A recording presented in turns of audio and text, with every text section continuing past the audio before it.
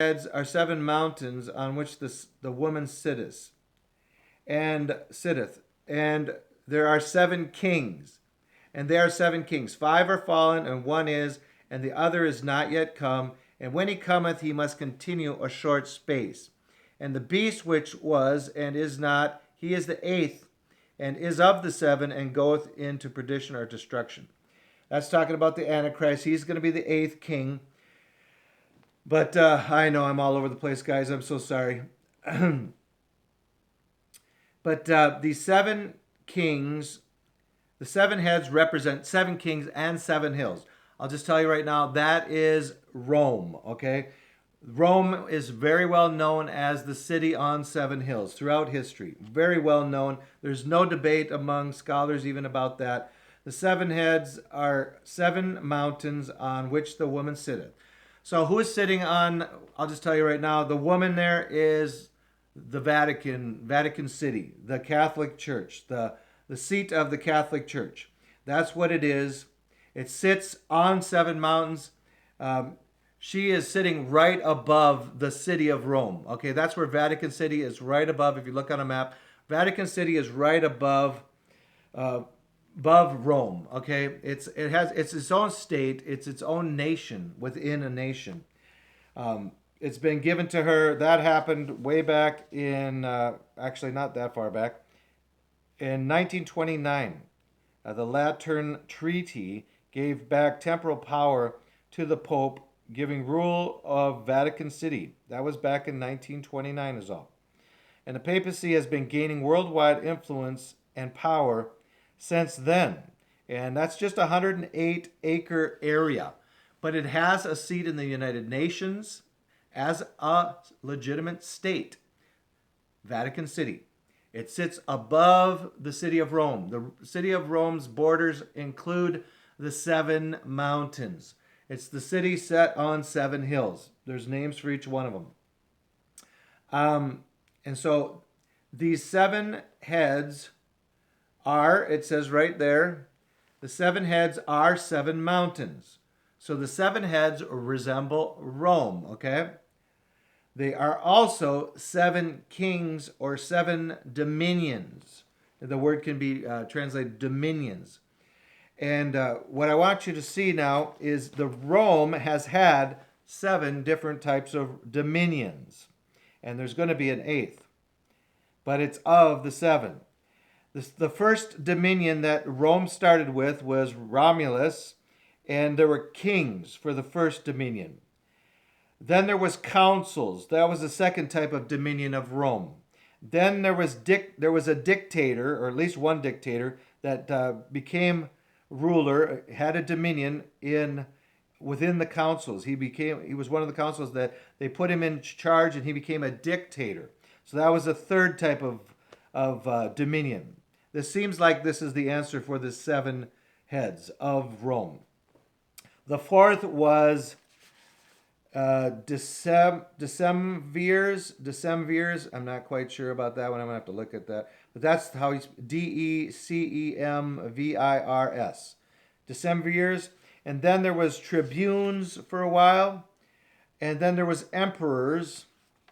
And then there was dukes, the seventh. So the one that was the emperors. That was, and I'm not sure about the dukes, and I'm looking at the 10 horns as possibly that seventh that will remain for a while, for a short time, but then disappears. So we got to look at that some more.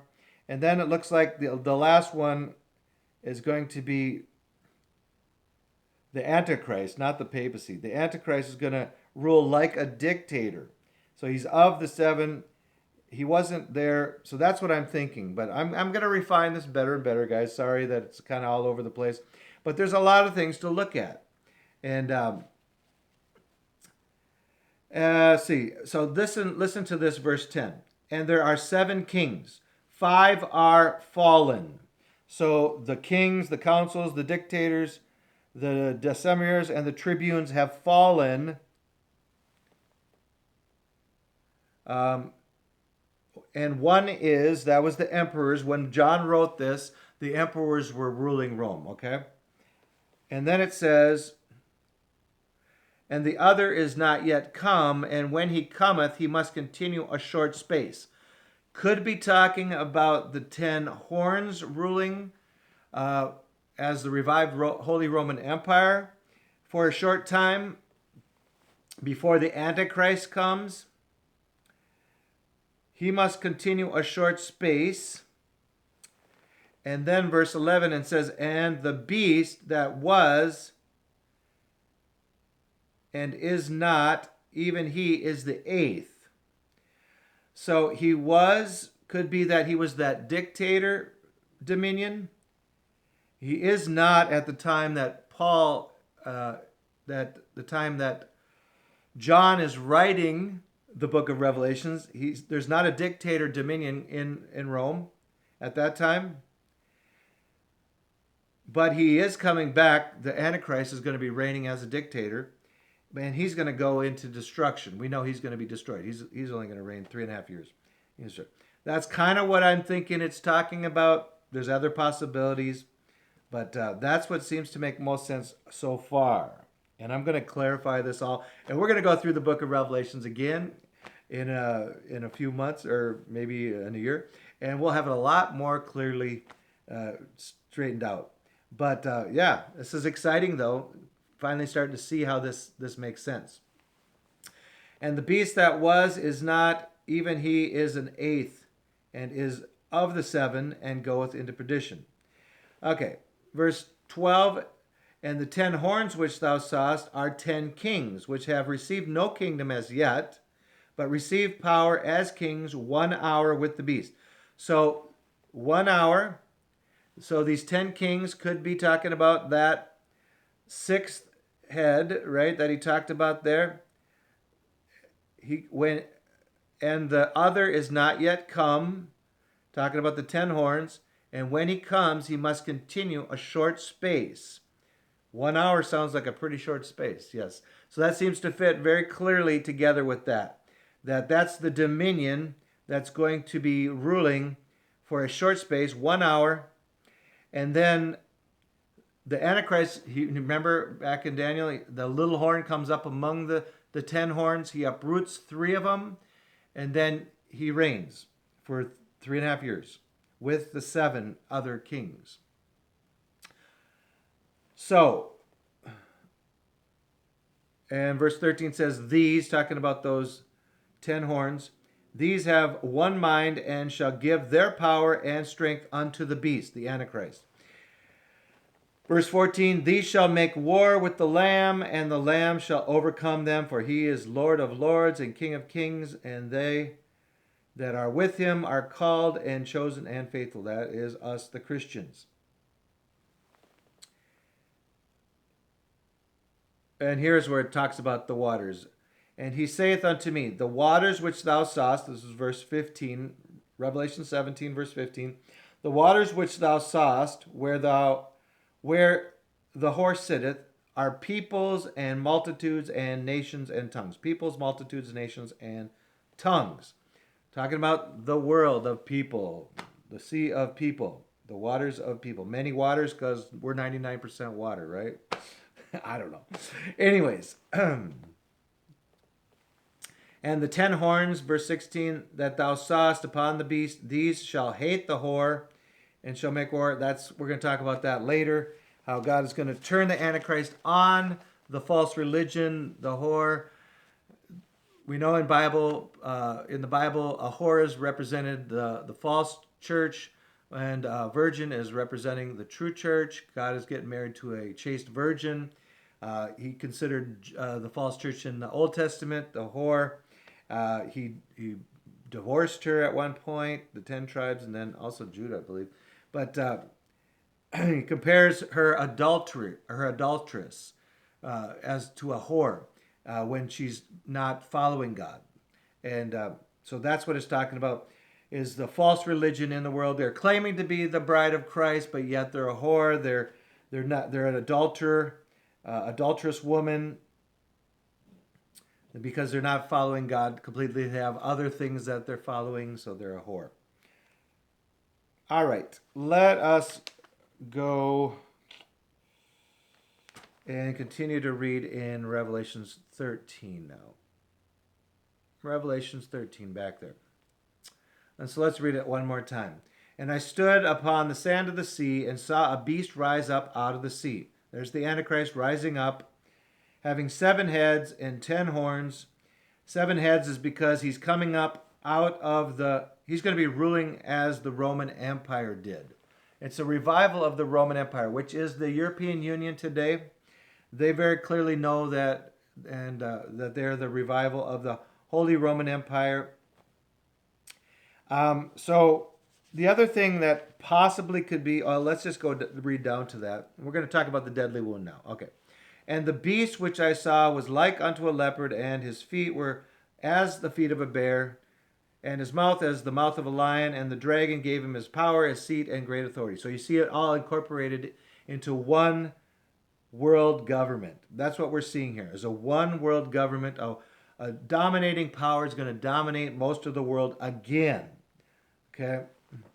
Verse 3, and I saw one of his heads, as it were, wounded to death. One of the heads of the beast, and remember, those are the Roman dominions. So what dominion is this that is wounded to death?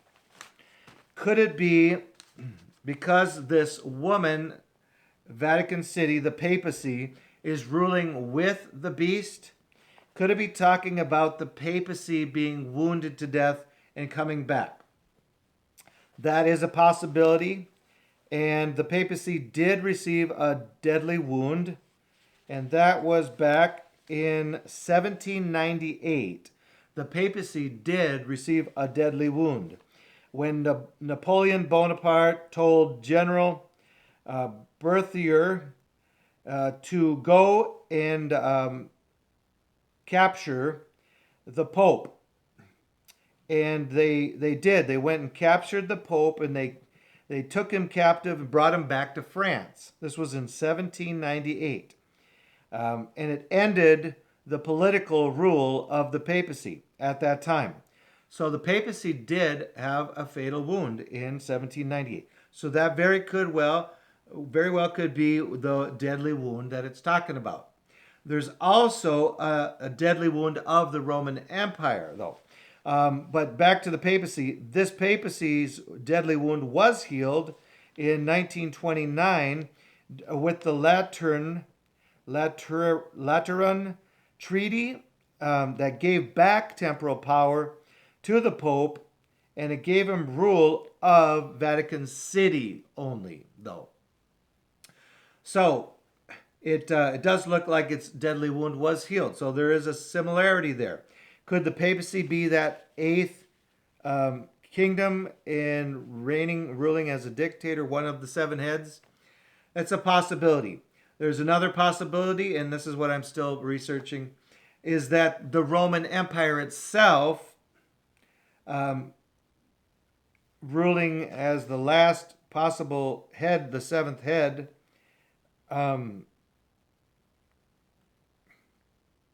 it just says one of his heads received a deadly wound.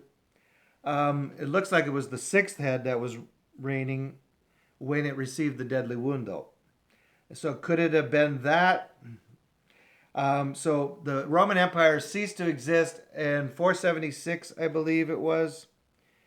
And then we had a revival. 476 AD. The Roman Empire received a deadly wound. Altogether, the Roman Empire. And it looks like, but see, that was only the western part. It looks like the eastern part of the Roman Empire continued to go on. The Constantinople, it continued to go on into the, I don't know, it was the 1400s. It was still kind of ruling. But as a world empire, it ceased. So in that way, it ceased.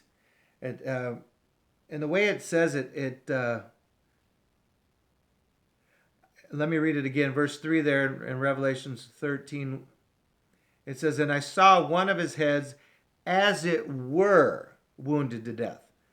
As it were wounded to death. So there's some discrepancy. What does it mean, as it were wounded to death? Was it wounded to death, or did it only seem to be wounded to death? In a way, when the eastern part, or the western part, the western part of the Roman Empire, in Rome, in Italy, when that actually died in 476, the eastern part of the Roman Empire still continued to a degree in Constantinople. So that's the two iron legs, how it was a divided kingdom. It got divided up, and that's a whole another story. But as far as a world dominating empire, it did cease to exist in 476 AD with the defeat of Rome by the Germanic tribes, I believe they came down from the north.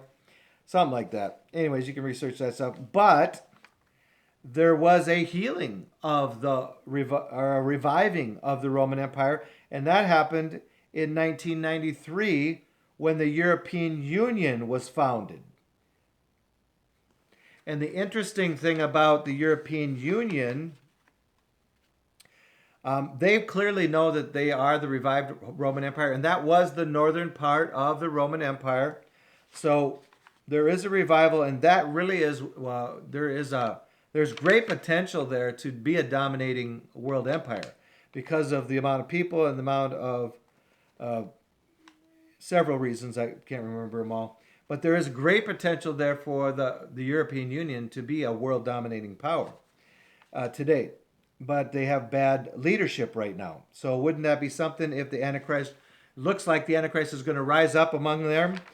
And the other interesting thing about the European Union is there's 10 nations that are connected to the military branch. There's only 10 nations that are connected to the military branch, to the 10 original members. It sounds like there might have been 10 original members. It's something I'm researching more yet. So that could be the 10 horns that it's talking about, because the horns signify the power, and the military, of course, is the power of the European Union. So if there's 10 actual branches, 10 nations that are connected to the military branch, that could be talking about the 10 horns. So very interesting. We're going to keep looking at that and keep studying that. But so anyways, there's the two possibilities, and I'm going to keep researching the deadly wound as well.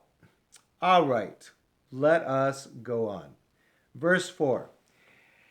In Revelations 13, verse 4. And they worshipped the dragon, which gave power unto the beast. So the dragon gave his power unto the beast. So we saw that transfer from chapter 12 of Revelations to chapter 13. The crowns were on the 7 heads in Revelation chapter 12, but now they're on the 10 horns in chapter 13. So the crowns showing the ruling, the authority. They have crowns. They're like the kings, right? They're the ones ruling. They have the authority. The 10 horns are now ruling, having authority. That's what he's seeing going to happen in the future, right? And they worship. This is future, going to happen. And they worship the dragon, which gave power unto the beast, and they worship the beast, saying, who is like unto the beast? Who is able to make war against him? So he's a very mighty warrior. Who can war against this beast? When this Antichrist takes control of the European Union and its armies and starts to take over the world, who is going to be able to make war against him?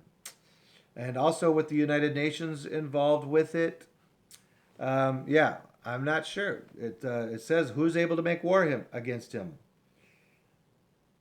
He's going to look like he's unstoppable as the Antichrist takes control of that. And he's going to be a dictator. Verse 5, and there was given unto him a mouth speaking great things and blasphemies. And power was given unto him to continue 42 months. So there is that 3.5 years again. 42 months, 1,260 days, the Great Tribulation, the time that Satan is inhabiting the Antichrist. He's ruling over the whole world, as for the most part, and persecuting the Christians and the Jews. And he's blaspheming God this whole time, claiming he himself is God. Sitting in the temple of God, that's how he starts ruling. and exalts himself above everything that is called God or is worshipped. 2 Thessalonians chapter 2.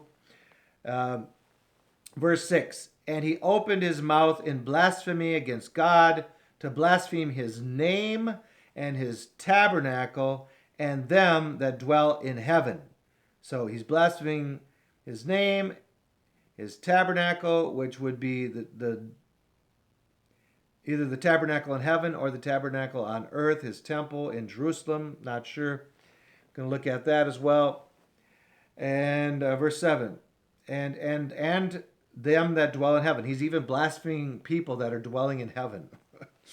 I don't know how he's doing that. We'll have to look at that. Verse 7. And it was given unto him to make war with the saints. So here again, we're seeing this war against the saints, this great tribulation. And I wanted to go back to Daniel 7 and look at a couple other verses that make it crystal clear. The saints are going to be being persecuted by the beast, the Antichrist, and his kingdom, which has been given authority by Satan himself. So it's basically Satan persecuting the woman and the descendants of the seed, Jesus, the Christians, through the beast. He's using the beast to persecute us, Christians and Jews. And it was given unto him, the beast, to make war with the saints and to overcome them. He's going to kill us. Many Christians are going to die during the Great Tribulation. This is crystal clear, and we're going to look at a couple other verses in Daniel to show you this. And power was given him over all kindreds and tongues and nations. He's going to conquer the earth. Okay, the Antichrist is going to conquer the earth. This is coming. Let's go back to Daniel 7 and look at these couple places in Daniel 7 where it talks about the same thing. Daniel chapter 7. I think it's 7. No, where was it? I didn't write it down. No, 21 maybe. Yeah, it's 21. Sorry.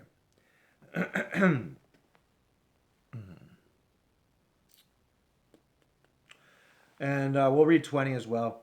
And of the 10 horns that were in his head, and of the other which came up, and before him 3 fell. Let's just go back to 19. Then I would know the truth of the 4th beast, which was diverse from all the others, exceeding dreadful, whose teeth were of iron, his nails of brass, which devoured, brake in pieces, stamped the residue with his feet. That Roman Empire breaking in pieces again, iron teeth, iron legs, and 10 horns, remember? And of the 10 horns that were in his head, and of the 10 horns that were in his head, and of the other which came up, talking about the little horn, and before whom 3 fell. And if you want to go back, we can see that.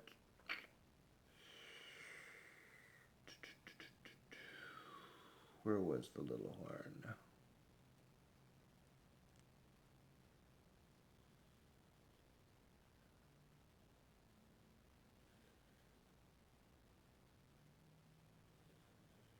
I'm sorry. All right, 21. Let's just concentrate here.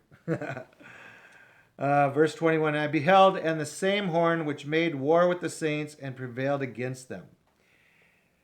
I beheld, and the same horn, just read 20 again, and of the 10 horns that were in his head, and of other which came up, and before whom 3 fell, talking about the little horn, even of that horn that had eyes and a mouth that spake very great things, whose look was more stout than his fellows.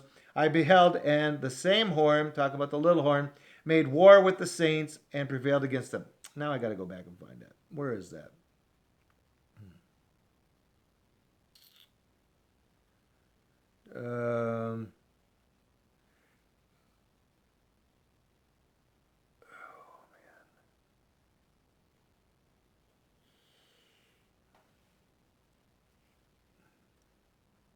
Okay, verse 8. Sorry. I considered the horns and beheld, there came up among them another little horn. before whom there were 3 of the first horns plucked up by the roots. And I beheld, and behold, in this horn were eyes like the eyes of a man, and a mouth speaking great things. So here you see that clearly, that little horn, it comes up among the 10, he uproots 3. I considered the horns, and behold, there came up among them, talking about the 10 horns in verse 7, and that's talking about the 4th beast again. So in verse 8, there you have the little horn. He's plucking up among the little horn, before whom there were 3 of the first horns plucked up by the roots. And behold, in his horn were eyes, the eyes of a man, and the mouth speaking great things, blaspheming and great things, right? And so then you go down to 20, and it says, and of the 10 horns that were in his head, and of the other which came up, talking about that little horn, and before whom 3 fell, even of that horn, that little horn, that had eyes, remember, and a mouth that spake very great things, yep, same horn, whose look was more stout than his fellows. He is a little horn. He grew up among the 10. All right, very stout. So what is that saying? I don't know, Putin? I don't know. There's a couple guys in the world today that could fit that, Putin, but he's not really in the Roman Empire. The other one that now I forget his name. The president of France, Miguel. Michael? No, that's not his name. Man, I can't even remember his name now. My mind's going to mush. Sorry, guys. Anyways, the point I wanted to show you is 21. I beheld, and the same horn made war with the saints and prevailed against them. Also down in 25 it says, and he shall speak great words against the Most High, and shall wear out the saints of the Most High. He's going to wear out the saints of the Most High. So it's very clear, guys, we're going to get killed. A lot of us are going to get killed by the Antichrist. So I just want you to know this, because I want you to prepare yourself to have the kind of faith that will be able to persevere, even if everything you own is confiscated, even if you're thrown in prison, even if you're threatened, if you don't disown God, if you don't disown Jesus, we're going to kill you. It's okay, because Jesus Christ is coming. This is the whole point, is what I'm trying to help you guys see. No matter what we go through, Jesus Christ is coming. It's just a matter of a short time, and we're going to be in the presence of the Lord forever. So we have to be far-sighted. That's the whole key point here. We got to be far-sighted. We can't be hanging on to our lives. We can't be holding on to our possessions. Can't be holding on to this world, loving this world. We got to be loving the world to come, God's world. God's kingdom is coming, and that is the whole point of the whole book of Revelations, is to prepare us to give up our lives, to not be surprised when all these trials, tribulations come, even the great tribulation comes, that we're going to go through this, and we're going to be with God forever in paradise. This is a fact, okay? This is a fact. Jesus Christ is coming back to rule for 1,000 years. We're going to rule and reign with him, and then forever be in his presence, in a paradise heavens, a paradise earth. He's going to reform everything. So, yeah, hopefully this Bible study helped you a little. Sorry, I'm so disorganized, but I'm going to have to try to get better organized. Pray for me. Please pray for me. I'm doing my best to get through Revelations. I'm very good at helping people understand the rest of the Bible, but Revelations has really kind of taken me off guard. I'll have to say that. I thought I knew it a lot better than I did, but what I found out is I was very much brainwashed by a ministry I used to watch, Irvin Baxter's End Time Ministry. So don't watch it.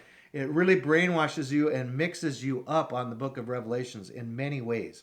And so I'm relearning a lot of stuff I thought I understood, and finding out I was brainwashed by a ministry. So you got to be like the Bereans, guys. You got to study yourself to show yourself approved. Don't just trust people. Don't be simple.